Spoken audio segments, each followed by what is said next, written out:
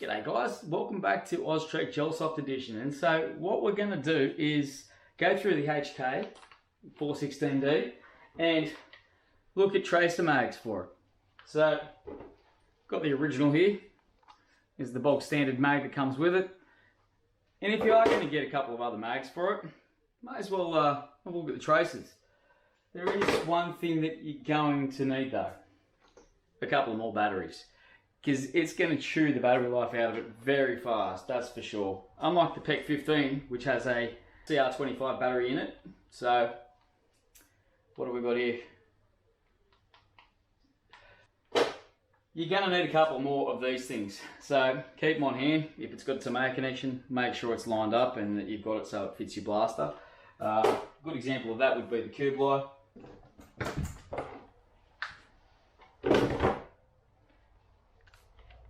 If I pull the back off this one, I've got a bodgy job here, whatever works. Alright, so obviously I can't use the same batteries in these ones without a chop shut connection.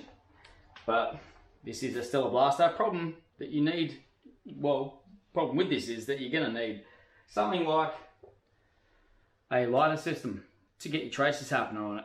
Now, that's going to affect the hop on it a lot. You're not going to get any hop off it that you really want to. So bear in mind, the lighter system is really for a CQB operation. Perfect addition to something like this. If you take the hop up off it, it really goes well. Not too bad. Though, what we have here, actually you can bolt them onto this as well. If you remove the actual flash itself, you can screw the lighter S onto here, but it is going to affect your, I really got to get a metal out of barrel for this one. The metal handguard is fantastic. I recommend if you do have one of these to get a metal handguard for it. They are solid and you will absolutely love them. So also another great accessory is say maybe a 45 on it too, just a quick one with a HK, so you can actually mount stuff on that 45 degree if you want. And example, if you're running say camera equipment or something like that to shoot with, you can actually have it on that 45 or whatever it is, so that if you're coming in, you know, you can use it like basically like this to get your straight shots. So other than that, it's basically just lock and load. It's really easy. Just make sure you don't have your standard one in. You stick the tracer in it. You got it full of some Warintrest tracer gels. They shine very bright at night, and once you put it in there, the UV light lights everything up as it comes through. The problem with the setup that I have at the moment is I don't have the best cameras to be able to film low light with. So trying to film fluorescence is really hard. So hopefully something comes through, and I'm basically just going to be shooting around in the dark like this, trying to find something that it reflects back off, and then once it does, I'll hit the trigger and aim at it. So I've got two cameras set up. You will see me shooting hopefully down on the lower side, and then up to this one here, which is just mounted pretty much as is.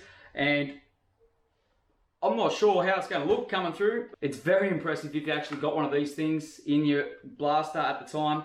It's awesome. It takes about maybe 4 or 5 shots to light the whole system up with the UV in it. But once it does, it's a perfect stream of absolute beauty coming out of it. It's a really cool thing to have.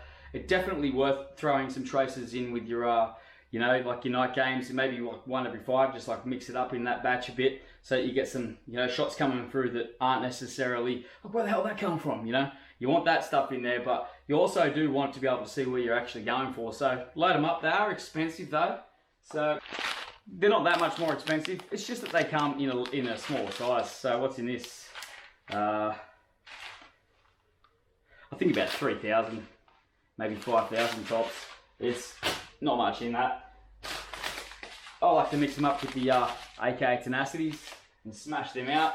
Otherwise, I just put some Milky Whites in it.